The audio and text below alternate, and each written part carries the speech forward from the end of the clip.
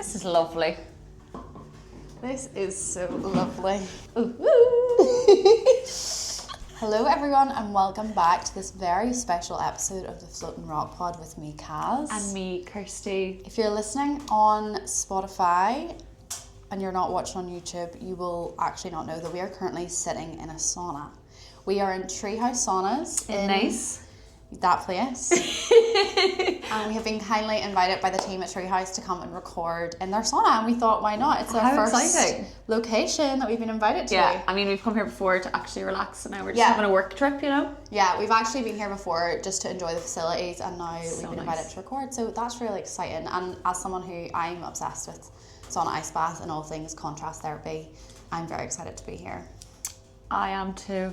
So if you haven't been here before, it's actually such a vibe. Like when Kirsty was telling me to come here, I was like, oh yeah, like, you know, recovery. A sauna is a sauna. I was like, recovery in Ireland, you know, I'm not really exposed to it, but the grounds here are stunning. Like, it is so relaxing. You don't feel like you're in Ireland. Like, No, you're looking out at the river. yeah, if you're on YouTube, you'll probably see it behind us right now. The saunas have an amazing view of the river. They have ice bath, they have jacuzzis. I think jacuzzi is my favourite part. It's so nice. I come for the sauna and jacuzzi, I'm not going to lie. And they have like this music on that's like, We're at the you spa. feel like you're in a spa. It's such a vibe. We do need to explain why we're wearing hoodies.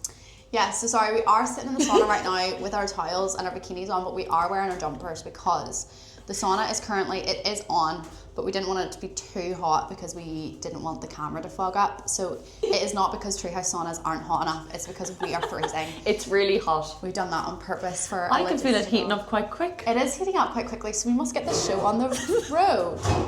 Wow. Right. So obviously we're here at Treehouse, so we have to talk about contrast therapy, but my question is, if anyone else feels this, why has everyone become so suddenly obsessed with recovery, sauna, ice bath? Like, it really is a new craze that everyone's become obsessed It's with. the new pub. It's the new pub. You're right. It actually is though. It's a new social gathering. I feel like people are over drinking and you're like, you can still socialise with your friend Yeah. and then come out feeling amazing and not like you have the fear. Yeah, I agree. I also think it's a lot to do with, and this might be conscious or subconscious for some people, it's a lot to do with like nervous system regulation. Oh, I yeah. think since COVID, everyone has become so dialed in and so aware of their nervous systems and how that affects their physical and mental health. And especially with phones and everyone is so stressed with work, the benefits of sauna and ice bath for your nervous system are like unreal. Not to even mention like the fact that when you're actually doing it, it's so relaxing, but the long-term benefits of it. Have you found such a difference? Because obviously I don't do it as, like you have recovery in your gym, so I might do it like once a week. Yeah. But you do it so regularly. Yeah. Do you find such a difference? Yeah, definitely. But I think it's because what it does is like when you put yourself in an uncomfortable position, like whenever you're struggling with the heat or struggling with the cold, it basically like works on adapting your body to stress. Yeah. Like your capacity for stress becomes bigger over time. Yeah. Which then I think kind of transfers over to like the real world. Yeah. And also not to mention like that instant kind of like dopamine hit that you get after, say you stay in the ice bath for as long as like you said you wanted to. You just feel so accomplished and you feel amazing after it. Because it's hard. It is hard. It's You like, always feel good when you do hard things, but Yeah. you get so much better at it, like everything. yeah, But I just love it. Yeah. I sleep like a baby. like a baby. So I always have to do it in the evening because I won't do an ice bath past like 3 p.m. Yeah, because I get too wired. yeah, fair. And I'm so obsessed with getting my sleep right that I'm like, right, if I come after that, I'll just do the sauna. And I sleep so well. And do you know what I've started to do recently? Go on my own, because there's actually a silent sauna here. Oh, Yeah, really? so, and you know, if like sometimes you probably wouldn't be comfortable coming to a sauna on your own because you're like, oh my God, who am I going to talk to? People are with their friends, I feel uncomfortable. I've come and gone to booked the silent one because I'm like, right, there's no pressure to speak to anyone. And I've brought my book. Oh my God, that sounds amazing. It's great. Yeah. I know people are like, oh, she's reading her book, but I'm like, perfect. Yeah. And I'm just dialed in and I'm like, read my book. It's also distracting me from the time I want to spend in here. Yeah. Like as in like, okay, I stay in here so much longer. Then I'll leave my little book, go out and do my ice bath and then come back in, read my book again. Yeah. I feel like as It's well divine. why that works so well is that we're all addicted to our phones, right? And I think that we're in this like, we're always in this in-between phase where we're not like crazy stressed, but we're never like properly relaxing. And like the sauna with your book like removes that kind of Like, you put your phone away, you're not on it, you're just present in the moment, you're experiencing the heat, you're experiencing that uncomfortability, you're reading. Like, there is actually nothing better for the soul. And let's be honest, you can say at home, I'm going to put away my phone for the evening, and you don't. But you actually have no choice in here, and it's an hour of your time. Yeah. I hate when you come back out of the sauna and you check your notifications. I don't do it anymore. No. I actually have started to leave my phone in the glove box. Yeah. I'm like, see ya. Yeah. Get away from me. I can't get away from me. Get away. I'm very warm, so I might have to take off my jumper. Take it off. Take it off. Take it off.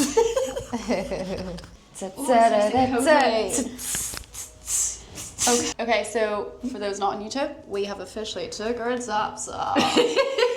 So go to YouTube. The views on YouTube spike at that moment. They'll be like, oh, that girl has no boobs. We'll be like, oh, she's a boy. Just kidding. That's very nice. True, but not nice. So, also, one thing I'm so passionate about is women's health, and how a lot of the information that we have on everything really was based on studies done on men and not on women.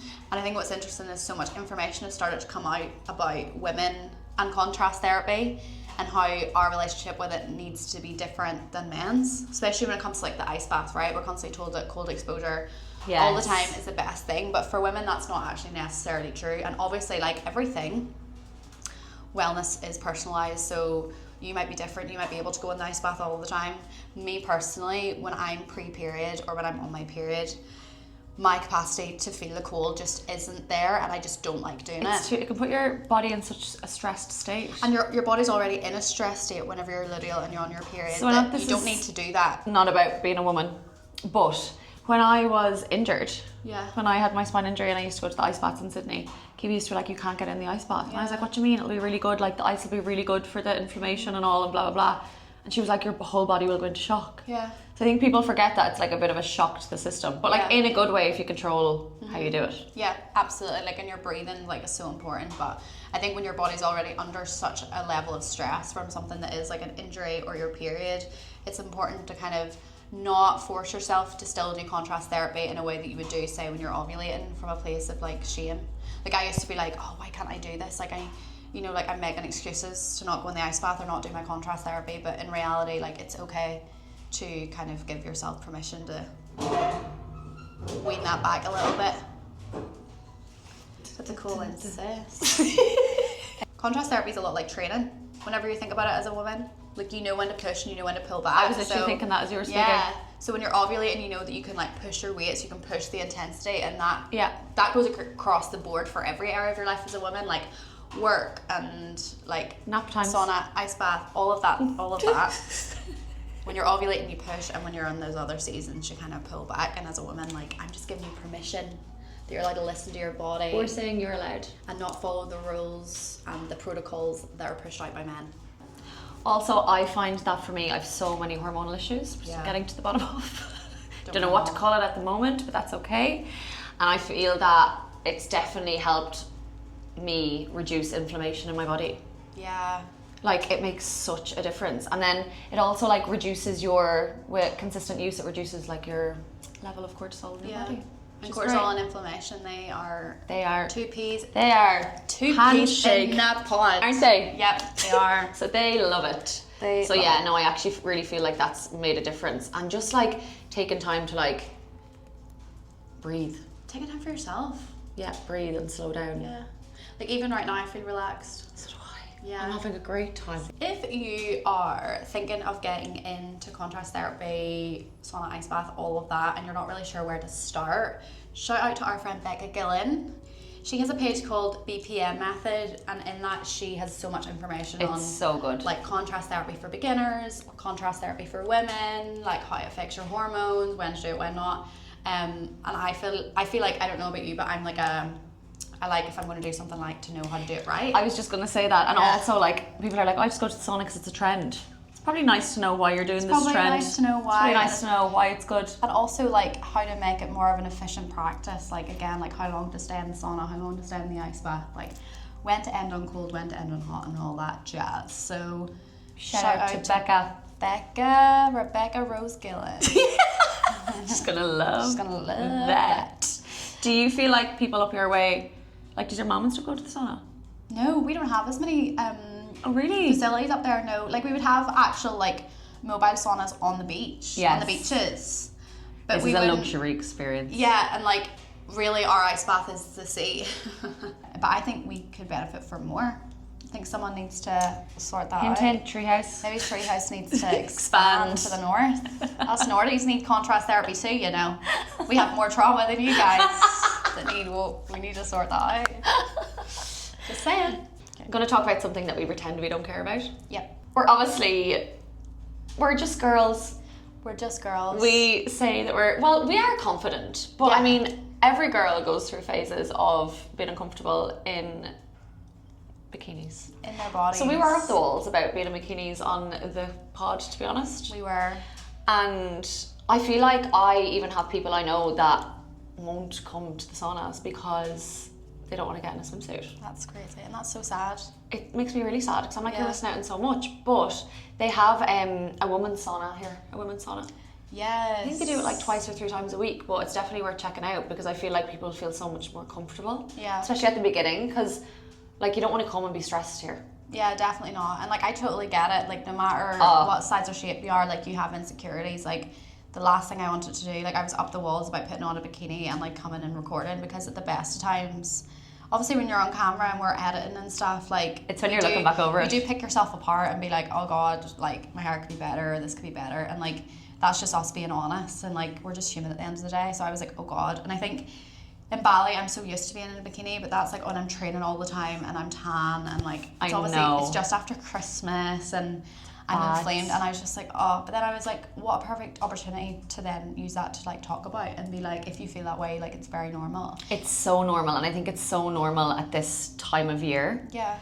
And I think people go, they start to starve themselves and not look after their body. Like that's not looking after your body, just because you're gonna drop a little bit of weight on the outside. Like the damage you're doing inside your body is crazy. Yeah. And I think everyone just goes that route, but a lot of it is like inflammation, dehydration, all of them things. Honestly, just go out walks and stuff. And just move your body to feel good. But I just think you should never kind of like deprive yourself of an opportunity like this, like to come and do like recovery and like enjoy time with your friends because you're like insecure about your body. And at the end of the day, we're women, like, and I think that's something that we've talked about quite a lot, like accepting that you're never going to have your prepubescent body again, where your arms are so skinny and you've no cellulite and you've no like wrinkles and bumps and stretch marks. It's so like funny, right? So when I'm looking online, and obviously you end up like subconsciously like looking at women's bodies and like, oh, I want to be like that.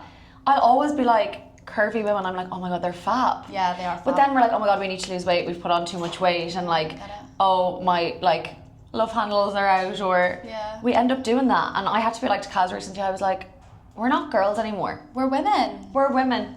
We are women. So it's like funny because like I admire real bodies and shape and like, I don't know, on other people, but then when it comes to myself, I'm still adjusting to that like phase of being older and not having that skinniness anymore, but like that's not healthy. And like a real body is just like your body, like no matter if you are size 6 or you are size 14, like that's your body and you don't need to do anything else. Like I've really started to fall in love with like stop the narrative that like one of my biggest insecurities is cellulite, and like whenever I see my cellulite and I'm like, oh my God, I fucking hate, and I'm like, no. And I'm like, how sexy, I'm a woman and I have cellulite. I think shit like that's hot. Yeah, but like, and I think them stretch marks are so hot. Yeah. Same. I love my stretch marks, but I think you can just like notice that negative kind of, like one of my biggest insecurities as well is my arms, and I was like, oh God, my arms are going to look so fat in the pod. But I just was like, and what? They're my arms and they're not. Like, who cares? Who actually cares? You can actually just be like, let's just be kind to ourselves, I actually read this thing recently. Now guys, you know I come with like half facts and the story ends up skewed, but I'll try my best. And it was something about like this, you know, the way they interview people on their deathbed and stuff. Yeah. And they were still talking about their like weight. What? Yeah.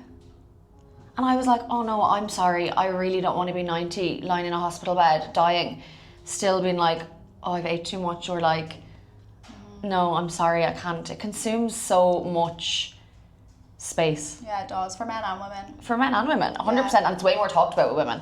Yeah, it is. Like, I know it definitely goes on behind closed doors, more so with men. Yeah. But also I feel like, do you know what needs to be left in 2025? It actually needed to be left in 2020, but it's still going on. Commenting at all on someone's weight. Yeah. And I also think what's really important is like, I think we think it's okay when we're telling people they lost weight. So we think it's okay to be like, oh my God, you look great, you lost so much weight. It's not always for a good reason. It's not always because they're exercising or they're eating clean or they've made changes. I know when I lose weight, it's usually stress or anxiety and I'm not eating. And it was funny because when I lost so much weight, like around the time of my surgery and stuff, I had so many people, or like when I went stuff, writing to me on Instagram being like, oh my God, your body looks class. And then it kind of gets into your head being like, oh, should I continue these unhealthy patterns? Yeah. Because you do get that external validation. 100%. It's mad. It really gets in your head, even though technically I'm like, I know behind closed doors I'm not eating and I'm not being healthy, and my close friends would be like, I know where that's coming from. But it's hard not to be like, but you know, I'm getting the compliments when I probably am in such a dark hole that I need them. You just shouldn't comment on people's weight at all, I don't think. But we also grew up in a time where we walked through the shop and celebrities were fat shamed on magazines. Yeah, exactly. And like the Special K diet. I was literally going to say it. Our mums were cooked as well, and then it wasn't their fault, but then they would maybe like talk about it in front of us, and then that was passed on to us. And I just think our generation of women need to stop. We need to stop it. We need to stop it. Because it is really normalised in older generations, but I think it's really started to damage younger generations. Like, how many times have you been in a scenario that's like a fun idea or like a fun trip or doing something, and you can't even enjoy it because you're so consumed about what your body looks like in your outfit or in your bikini, or your trousers are too tight, or like how you're going to look at an angle? Like, how many times have you been taken out of a moment because of like body stressors? Like, I'm so over it. And I think we really need to like accept that we do have cycles. Our bodies do change throughout the month. Like, that is real. And sometimes it's in our head, but sometimes it's actually real. No, we do look different. We are bloated. Yeah. But like, I think we need to start focusing on why. Like, you're ovulating.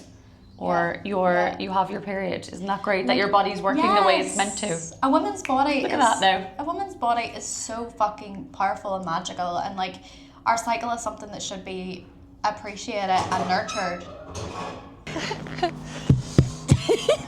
Okay. Hi guys. Hey guys, we had so a we're little actually pause. sitting on top of the jacuzzi right now because it started to get too warm in the sauna.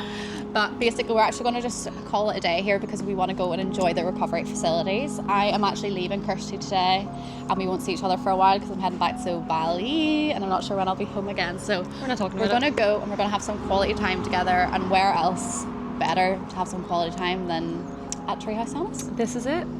This is it. So takeaways from this: introduce contrast therapy. Do not care what you look like in your bikini. Yeah. Your body's your body, and you should not deprive yourself of fun experiences because you're too caught up with what you look like. I think that's the main point. Yeah, we've been there. We are there. Yeah, we feel that way right now. We go through them phases all the time. But we are fighting through. Keep Continue to fight. And focus. And focus and fight and fuck everyone. And fuck everyone. Okay. So on that note, see ya. I'm fucking freezing. Hey guys. We're outside in Ireland, our bikinis for you. This is how much we love you. I have no titties. It's so cold.